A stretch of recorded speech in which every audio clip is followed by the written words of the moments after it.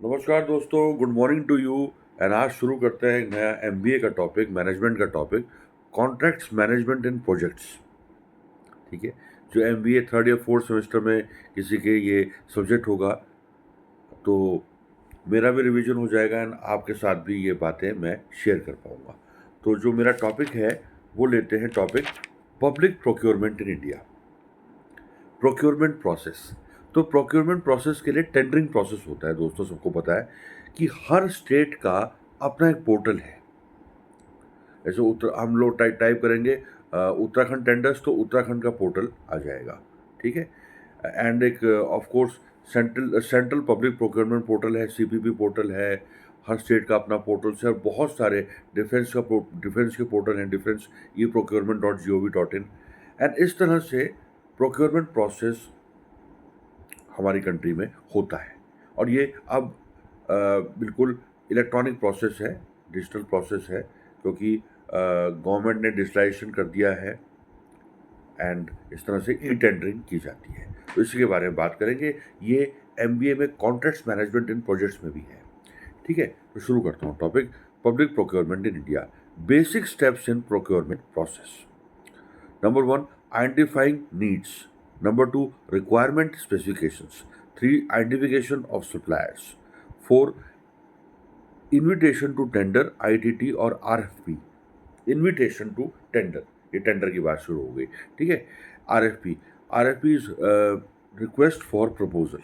RFP is, tender को हम RFP भी कहते हैं, रिक्वेस्ट फॉर प्रपोजल। पर जब वो रिक्वेस्ट फॉर प्रपोजल मतलब हमारे पास वो रिक्वेस्ट फॉर प्रपोजल आया, टेंडर आया, हमने उसकी स्टडी की।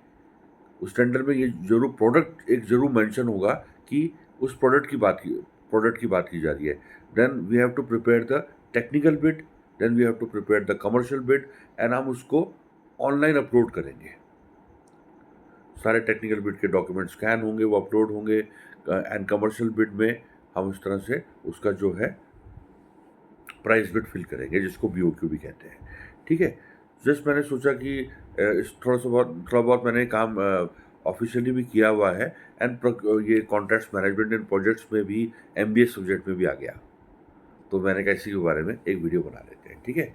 And number 5, evaluation of the proposal. फिर हम उसको प्रपोजल को देखेंगे। रिक्वेस्ट फॉर प्रपोजल एक जैसे होते हैं, लेकिन अलग अलग प्रोडक्ट्स के लिए उनमें अलग अलग स्पेसिफिकेशंस प्रोडक्ट के अलग अलग होते हैं। ठीक है। Negotiation and contract award, contract management, evaluation of supplier performance, uh, contract renewal or termination, and documentation and record keeping. Documentation is very important part, और डॉक्यूमेंटेशन इतना ईजी भी नहीं है जितना लगता है कि हमने वो टेक्निकल बिड बना दी, प्राइस बिड बना दी। Then we have to keep the record keeping also. इसमें अक्सर जो है पहले जब मैं ऑफिस में काम करता था दोस्तों, तो ये मेरा यही काम हुआ करता था, डॉक्यूमेंटेशन, रिकॉर्ड कीपिंग। एंड इसी में कई बार प्रॉब्लम क्रिएट हो जाती थी। कई बार तो शुरू में तो मेरा काम काफ़ी अच्छा रहा एंड बाद में जब बहुत सारे टेंडर्स हो गए, बहुत सारा फाइल वर्क हो गया, तो मैं कन्फ्यूज़ और परेशान हो गया, है ना। एंड वो अलग बात है कि खैर मैंने जॉब छोड़ दिया था, फिर मैंने दूसरी जगह जॉब किया एंड ये हो जाता है। एंड इसमें डॉक्यूमेंटेशन और रिकॉर्ड कीपिंग ये भी अपने आप में बहुत बड़ा काम है कि आपने प्रॉपर अपना रिकॉर्ड रखा हुआ है फाइल में। आपने फ्लैट फाइल्स बनाई या कोई भी फाइल बनाई एंड उसमें आप बिल्कुल सीक्वेंस वाइज अपने डॉक्यूमेंट्स रखते चले जा रहे हैं। Record keeping that is very important office. ठीक है। एंड बात करें initiatives taken by the government of India. ठीक है दोस्तों। डिजिटलाइजेशन, डिजिटलाइजेशन मतलब गवर्नमेंट ने सब कुछ ई टेंडरिंग प्रोसेस कर दिया है, इलेक्ट्रॉनिक प्रोसेस कर दिया है। That is called the digitalisation. Building capacity, third point standardisation, fourth point integrity measures, fifth point simplifying procedures and six point measures to ensure visibility. ठीक है। Now tools and platforms designed to facilitate e-procurement. Number one, e-sourcing. E word लग गया यानी कि सारा digitalisation वाला process electronic process. E sourcing, e tendering, e catalogues, e contracting, e invoicing.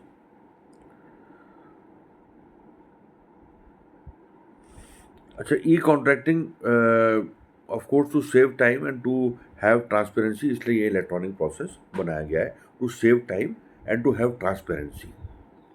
मतलब बिल्कुल फेयर डिसीजन हो, जो कम रेट पे जो बिडर कोट करता है और उसका जो प्रोडक्ट है, सपोज डिफेंस में किसी प्रोडक्ट की रिक्वायरमेंट है, कंपनी अपना टेंडर कोट कर रही है। अब कंपनी के पास प्रोडक्ट है, मेक इन इंडिया प्रोडक्ट है, एंड गवर्नमेंट को वो प्रोडक्ट अपने टेंडर के थ्रू चाहिए, तो the specifications are same, and जिस बिडर का लोएस्ट प्राइस होगा, of course that will be the L1 bidder, है ना। कई लोगों को ये बात पता होगी, कईयों को नहीं पता होगी, और ये मेरे MBA के सब्जेक्ट में भी ये है, कॉन्ट्रैक्ट्स मैनेजमेंट इन प्रोजेक्ट्स। ठीक है। बेनिफिट्स ऑफ ई प्रोक्योरमेंट, इसके बेनिफिट क्या है, ई प्रोक्योरमेंट के बेनिफिट्स क्या है दोस्तों।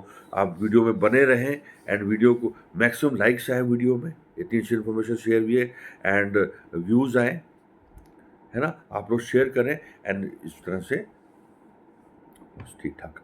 Benefits of e procurement, efficiency, number 2 cost savings, number 3 accountability and transparency, number 4 improved supplier relationships. जब किसी सप्लायर, कोई सप्लायर गवर्नमेंट ऑफ इंडिया को सप्लाई करना शुरू कर देता है, सपोज डिफेंस प्रोडक्ट्स वगैरह, ठीक है, तो एक अच्छा रिलेशनशिप भी उस सप्लायर के साथ बन जाता है। बहुत सारे गवर्नमेंट डिपार्टमेंट के लोग भी जानने लगते हैं, हाँ यार, दे आर गुड सप्लायर्स।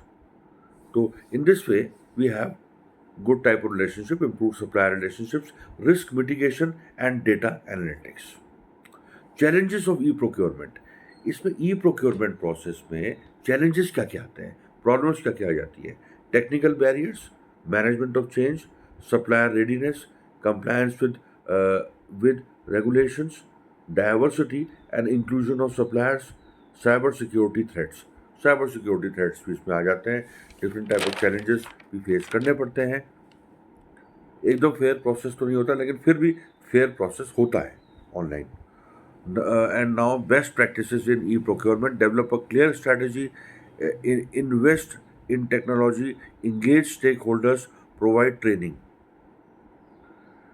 ठीक है, तो आज के लिए इतना काफ़ी है कि हमने आज ई टेंडरिंग प्रोसेस के बाद की बात की। गवर्नमेंट का पूरा डिजिटलाइजेशन हो चुका है, काफ़ी समय से ये चल रहा है, सन 2000 के बाद से काफ़ी अच्छा ई प्रोक्योरमेंट का प्रोसेस गवर्नमेंट में चल रहा है, एंड अलग अलग स्टेजेस में, डिफेंस में भी, एंड दूसरे डिपार्टमेंट्स में भी, मेडिकल में भी, एंड इस तरह से पढ़े लिखें एंड कुछ नया सीखने का प्रयास आप हमेशा करते रहें, है ना। जो MBA के मेरे साथ के स्टूडेंट्स हैं, वो भी इस सब्जेक्ट को अच्छे से पढ़ें, और अपनी बात अपने चैनल्स पे भी वो लोग अपनी बात शेयर कर सकते हैं। इस तरह से जय हिंद, जय भारत दोस्तों। मिलते हैं किसी अगले वीडियो में, एंड थैंक्स फॉर वॉचिंग। धन्यवाद।